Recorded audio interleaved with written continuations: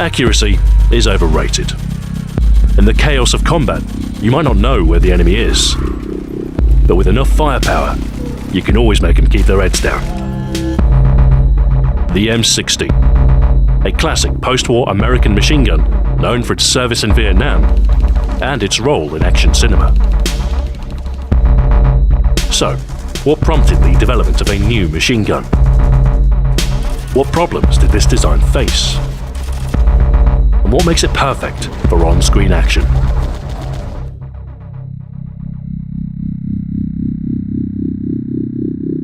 The end of World War II was relief for a world weary of conflict, but to call what followed peace wouldn't be entirely accurate. Warfare had entered a nuclear age, and the tactics and equipment used at the start of the war were now woefully inadequate. The greatest lessons from war are taught by the opposition, and the Americans looked to the tactics and captured equipment of the Germans to better understand their own shortcomings. German squads consisted of 10 men. 1 squad leader, 5 riflemen, 1 SMG user for close-range support, and a 3-man machine gun crew. The bolt-action K98K rifles carried by most of the squad were arguably out of date, but that didn't really matter, as their job was to protect the MG, carry extra ammunition in spare barrels, and flush the enemy into its fire. Everything hinged on the machine gun. Fortunately, Germany had a pretty good one. At the start of the war, they used the MG-34, a belt-fed design that was light enough to be carried by a single soldier, but nonetheless capable of sustained automatic fire. It was supplemented by the later and more famous MG-42 design. Simpler, cheaper, easier to manufacture, and with an astonishingly high rate of fire that earned it the nickname Hitler's Buzzsaw. Comparatively, the American automatic rifleman was issued with the M1918 bar, firing at about half the rate from measly 20-round box magazines. It was this difference in suppressive firepower that post-war America sought to remedy. And so work began on a new machine gun.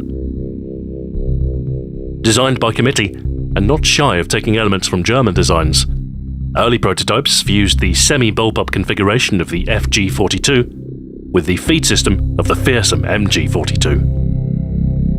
Originally designed to fire the Springfield 30-06 cartridge, the pending standardization of the shorter, more modern NATO round led to prototypes being adapted for this new caliber. Tested, revised, and re-revised during the 1950s, fending off foreign competition such as the Belgian FN Mag, the new machine gun was finally adopted in 1957, designated the M60.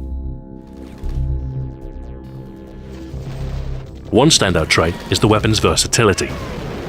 Whether vehicle-mounted, on tripod, or prone with bipod, it remains effective, even when fired standing from the shoulder. Compared to the bar, an M1919A6, it was a dream. The perfect compromise between sustained fire and portability.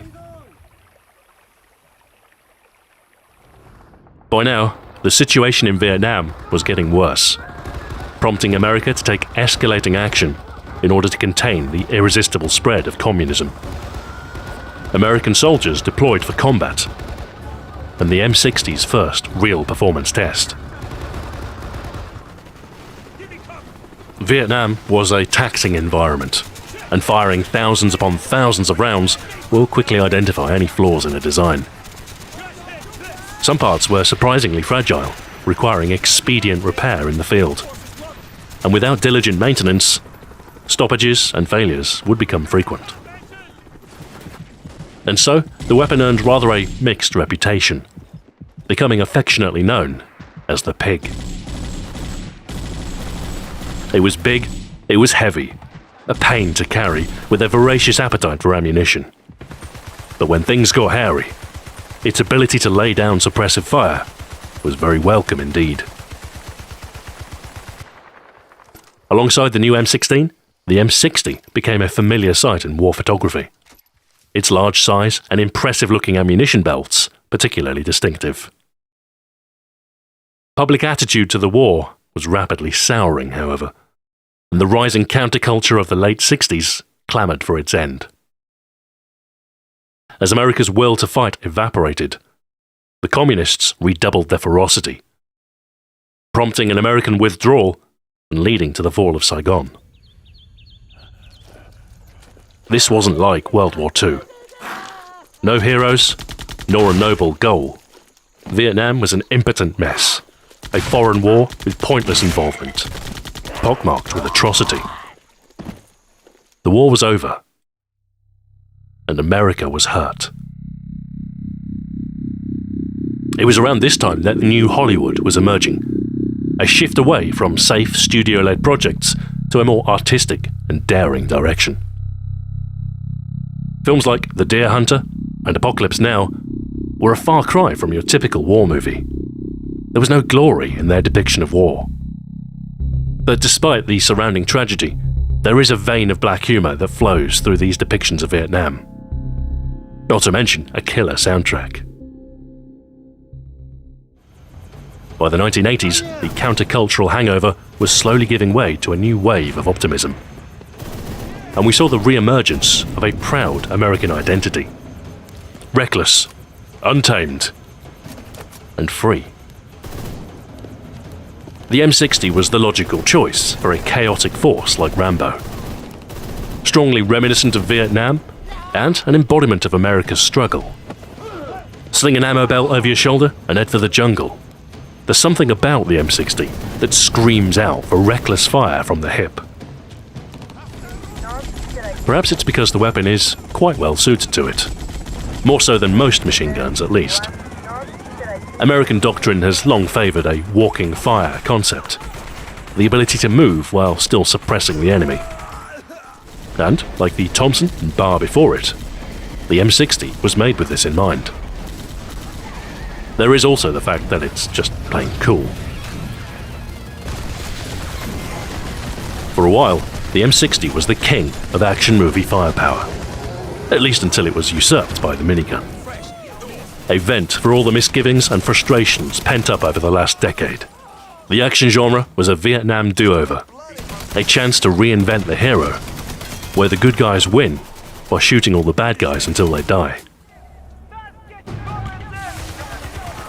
The machine gun, cobbled together from World War II, had led an exciting life, but it would be a relatively short one.